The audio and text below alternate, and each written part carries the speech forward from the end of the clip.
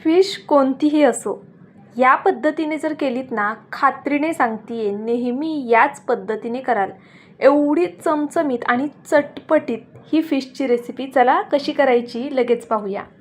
Hi hello नमस्ते, मी पूजा. मी आणि बरंच काही या यूट्यूब चॅनलवर तुम्हा सगळ्यांचं अगदी मनापासून स्वागत करते. आज मी इथे कटला मासा घेतलेला आहे. हा 1 किलो आहे आणि तुम्ही या बदली सुरमई घेऊ शकता किंवा मग बांगडा घेऊ शकता. अगदी तुम्हाला जो मासा करायचा असेल, जी फिश करायची असेल ती तुम्ही घेऊ शकता. फक्त पहा, इथे मी जो कटला मासा घेतला आहे ना, तर मी त्यांना सांगितलं की मला अशा पद्धतीने पातळ त्याचे पीस हवेत. शक्यतो असा पातळ कट करून आणायचा, म्हणजे तो खायला छान मस्त लागतो. अशा पद्धतीने जाड कट करून नाही आणायचा. ज्यावेळेस ते लोक कट करत असतात ना, त्यावेळेस त्यांना सांगायचं की आम्हाला अशा पद्धतीने छान पातळ पीस करून द्या, म्हणजे ते देतात. असं केल्यामुळे काय होतं ना, जो माशाला आपण जो मसाला लावणार आहे तो मस्त असा मुरलासुद्धा जातो. मेन म्हणजे ज्यावेळेस आपण तळणार नाही मासे, ज्यावेळेस फ्राय करणार त्यावेळेस खूप कुरकुरीत आणि मस्त होतात. तर मी हे छान असे धुवून घेतलेले आहेत आणि या चाळणीमध्ये निथळण्यासाठी ठेवून दिलेले आहेत. चाळणीत ठेवा, यामध्ये जराही पाणी राहता कामा नये. इथे मी अद्रक लसणाची पेस्ट घेतली आहे, बरोबर 1 चमचा. त्यानंतर काही बेसिक मसाले घालून घेऊया. सगळ्यात आधी थोडीशी हळद घालून घेतली. त्यानंतर धना पावडर घालणारी मी पहा अर्धा चमचा धना पावडर घातली. रंग छान यावा यासाठी 1 चमचा भरून बेडगी मिरची पावडरचा इथे वापर केला आहे. सोबतच कांदा लसूण मसाला घालणारे मी. तर पहा, इथे जवळपास 2 चमचे कांदा लसूण मसाला आणि अगदी थोडंसं लाल तिखट. तिखट तुम्ही तुमच्या आवडीनुसार कमी जास्त करू शकता.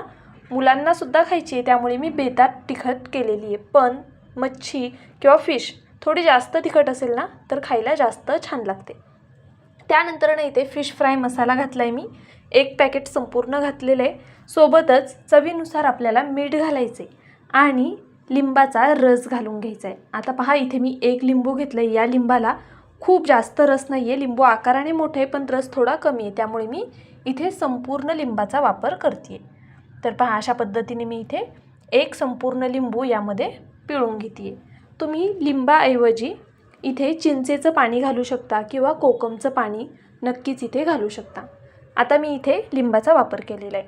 आपण हे सर्व मसाले छान असे हाताने एकजीव करून घेऊया. अतिशय सोप्या पद्धतीने दाखवणारे, पण अशा पद्धतीने जर तुम्ही फिश केली ना, हॉटेलमध्ये तर जाणार नाही आणि अगदी भन्नाट होते. तुम्हाला असं वाटेल की तुम्ही कोकणात जाऊन मासे खाताय, एवढी भन्नाट ही रेसिपी होते. अतिशय सोपी आहे. पहा, मासे आपण धुवून घेतलेले आहेत. त्यानंतर काही बेसिक मसाले घालून ते एकत्रित करून घेतलेले आहेत. थोडंसं मी इथे पाणी घातले. पाण्याऐवजी तुम्ही तेलाचा सुद्धा वापर करू शकता.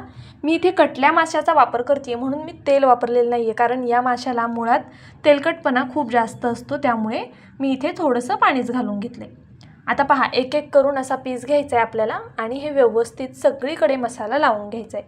अशा पद्धतीने लावल्यामुळे काय होतं ना, माशामध्ये मसाला छान मुरला जातो.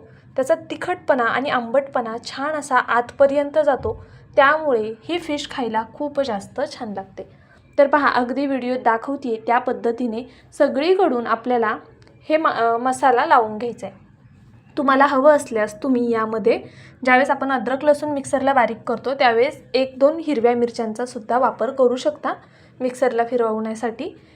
हिरवी मिरची पण आपण यामध्ये थोडीशी घातली ना, तरीसुद्धा फिश खायला छानच लागते. पण आज मी तुम्हाला फक्त लाल तिखटचा वापर करून इथे फिश दाखवते. तर पहा, आतल्या साईडने सुद्धा मी हे छान असा मसाला चोळून घेतलेला आहे. अगदी या पद्धतीने सगळीकडून आपण मसाला छान लावून घेऊया. तुम्ही अशा पद्धतीने फिशला मसाला लावून अगदी आठवडाभरसुद्धा फ्रीजरमध्ये आरामात स्टोअर करून ठेवू शकता. जेव्हा तुम्हाला करायचे आहे त्यावेळेस फक्त काढून पुढची मी जी ह्याची फ्राय करण्याची प्रोसेस दाखवणार ना, त्या पद्धतीने फ्राय जर केलीत खूप जास्त छान लागते. आपण असा मसाला लावून ठेवल्यानंतर जर संपूर्ण तुम्ही एक 10-12 तास जरी असा मुरण्यासाठी ठेवलात ना, तर ती फिश खायला खूप वेगळी लागते. आणि जर तुम्ही असं डायरेक्ट मसाला लावून लगेचच केलीत ना, तर त्या फिशची चव थोडी वेगळी लागते. तर पहा, अशा पद्धतीने आता मी संपूर्ण फिशला सगळा मसाला व्यवस्थित असा लावून घेणार आहे. तुम्हाला माझा व्हिडिओ थोडा जरी आवडला असेल तर प्लीज व्हिडिओला एक लाईक करा, चॅनलला सबस्क्राईब करा. सबस्क्राईब केल्यानंतर बेल आयकन प्रेस करायला विसरू नका. ऑलवर क्लिक करा, म्हणजे माझे प्रत्येक व्हिडिओचं नोटिफिकेशन सगळ्यात आधी तुम्हाला येईल.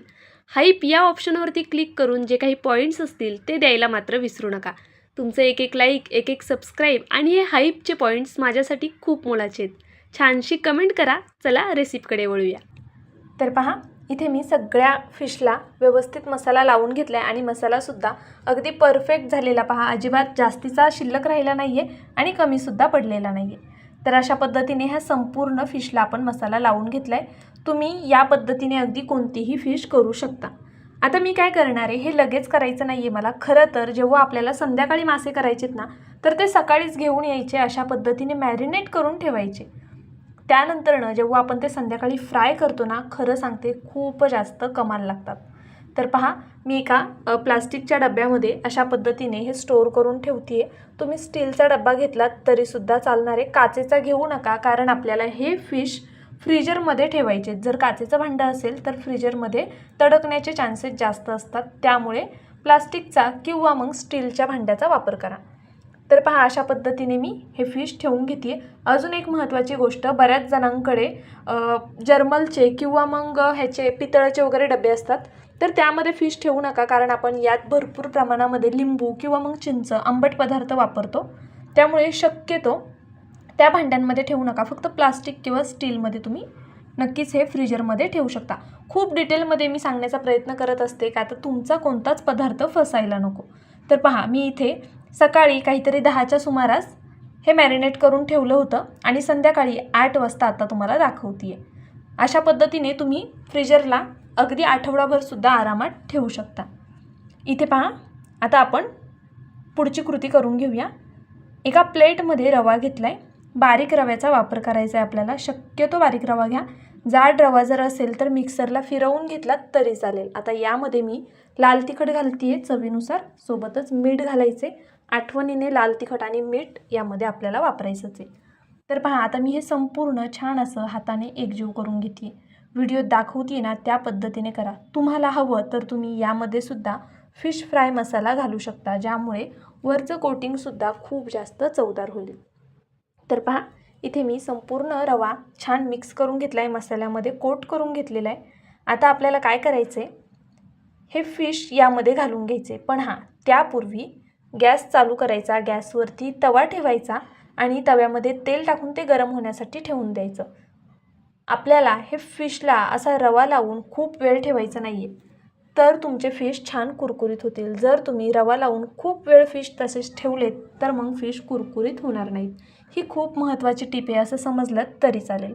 तर पहा, इथे मी एका वेळी 2 पीसला अशा पद्धतीने रवा लावून घेते आहे. तोपर्यंत आपलं पॅनमधलं तेलसुद्धा छान गरम झालेलं आहे, पाहू शकता तुम्ही. आता यामध्ये काय करायचं माहिती आहे का, जो आपला लसूण असतो ना, तो सालीसहित 4-5 पाकळ्या लसणाच्या ठेचून तेलामध्ये घालायच्या. त्यामुळे सुद्धा आपल्या फिशला खूप छान असा फ्लेवर येतो त्या लसणाचा आणि फिश अप्रतिम होतात. तर इथे मी आता लसूण घातलेला नाही आहे. खरं तर मी ठेचून पण ठेवला होता, पण मी घाईत करायला गेले आणि विसरून गेले, त्यामुळे तुम्हाला मी तोंडी सांगितलेले. तर पहा, अशा पद्धतीने मी यामध्ये हे सर्व फिश ठेवून घेते. गॅसची फ्लेम मीडियम ठेवायची आपल्याला. खूप बारीक गॅसवर फिश कधीच फ्राय करायचे नाही. त्यामुळे काय होतं, जर खूप बारीक गॅस तुम्ही ठेवलात ना, तर फिश आपले मऊ पडणार, ते कुरकुरीत होणार नाही. खूप बारीक सारीक अशा टिप देते मी तुम्हाला, त्यामुळे व्हिडिओ नक्की शेवटपर्यंत पहा. इथपर्यंत व्हिडिओ पाहिला असेल तर प्लीज व्हिडिओला एक लाईक नक्कीच करा. मीडियम टू हाय फ्लेमवर हे फिश आपल्याला दोन्ही साईडनी छान असे खरपूस भाजून घ्यायचे, तळून घ्यायचेत, शॅलो फ्राय करून घ्यायचेत, अगदी तुम्हाला वाटेल ते म्हणू शकता. पहा, वरतून मी थोडासा परत एकदा लिंबाचा रस घालते आहे. मला फिशमध्ये ना लिंबू खूप आवडतं, त्यामुळे मी वरतून परत घातलेलं आहे. हे ऑप्शनल आहे, तुम्हाला आवडत असेल तर घाला, नसेल आवडत नाही घातलं तरीसुद्धा चालणार आहे. तर पहा, एक साईड जवळपास मी 2 मिनटं होऊन दिलेली आहे, त्यानंतरही पलटी करून घेते. शक्यतो फिश पलटताना अशा पद्धतीने चिमट्याचा वापर करा, ज्यामुळे फिश तुटत नाही, व्यवस्थित पलटी करता येते. जर आपण कलथ्याने किंवा कोणत्याही प्रकारच्या चमच्याने हे पलटी करायला गेलोत ना, तर फिश तुटण्याचे चान्सेस जास्त असतात आणि त्याचा मसाला जो आहे वरचा कोटिंग ते सुद्धा निघू शकतं. त्यामुळे पहा, अगदी सहज पलटी करता येतात. अशा पद्धतीने चिमट्याच्या साहाय्याने हे पलटी करून घ्या. मस्त असं पहा, दोन्ही साईडनी छान खरपूस होईपर्यंत आपल्याला भाजायचे. आता दुसरी साईडसुद्धा मी थोडी भाजून घेतलेली आहे पहा. आणि आहे ना, मध्ये मध्ये त्याला असं हलवत राहायचं, कारण मध्यभागी पॅनला गॅसची जी आच असते ती जास्त लागते, त्यामुळे असं मध्ये मध्ये थोडंसं हलवत राहायचा पॅनसुद्धा, म्हणजे प्रत्येक फिशचा जो तुकडा आहे तो छान असा भाजला जाईल. पहा अशा पद्धतीने मी पुन्हा एकदा हे पलटी करून घेते. आता छान कुरकुरीत असा झालेला आहे. वरची बाजू थोडी अजून क्रिस्पी व्हायला हवी आहे ना, त्यासाठी मी हे पलटी करून घेते. पाहू शकता तुम्ही किती अप्रतिम दिसतात आहे ना, खूप छान होतात. खरं सांगते, एकदा तरी नक्की तुम्ही या पद्धतीने करून पहा. अगदी बांगडासुद्धा तुम्ही या पद्धतीने करू शकता, कोळंबीसुद्धा तुम्ही या पद्धतीने फ्राय करू शकता. अप्रतिम लागते. तुम्ही जर यापूर्वी कधी ट्राय केले नसेल ना, तर नक्कीच ट्राय करा. अगदी बेसिक मसाले वापरलेले आहेत आपण, तरीसुद्धा आपली फिश खूप जास्त चविष्ट होते, कारण आपण तिला फ्रीजरला थोडा वेळ ठेवली होती. खूप महत्त्वाची प्रोसेस आहे ती. जर तुमच्याकडे जास्त वेळ नसेल तर कमीत कमी अर्धा तास तरी हे फिश मॅरिनेट करून ठेवून द्या. पहा हा पातळ पीस आहे ना, खूप छान कुरकुरीत झालेला आहे, आणि हा थोडा जाड आहे, त्यामुळे थोडा मऊसूद असा राहतो आतमध्ये. त्यामुळे शक्यतो पीस कट करताना त्यांना आवर्जून सांगायचं की पातळ पीसच आम्हाला कट करून द्या.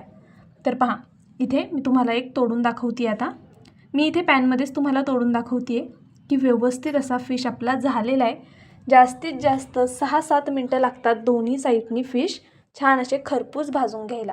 जर तुम्हाला तळायचं असेल तर तुम्ही तळू शकता, पण हा कटला मासा आहे ज्याला भरपूर प्रमाणात तेल असतं, चरबी असते, त्यामुळे हे फिश आपल्याला कमीत कमी तेलातच तळावे लागतात, नाहीतर मग खाताना खूप जास्त तेलकट लागू शकतात. पण जर तुम्ही बांगडा वगैरे करताय तर नक्कीच कढईमध्ये तेल टाकून तुम्ही डायरेक्ट तळूनसुद्धा घेऊ शकता. तर पहा इथे मी आता गॅस बंद करते आणि हे फिश काढून घेते.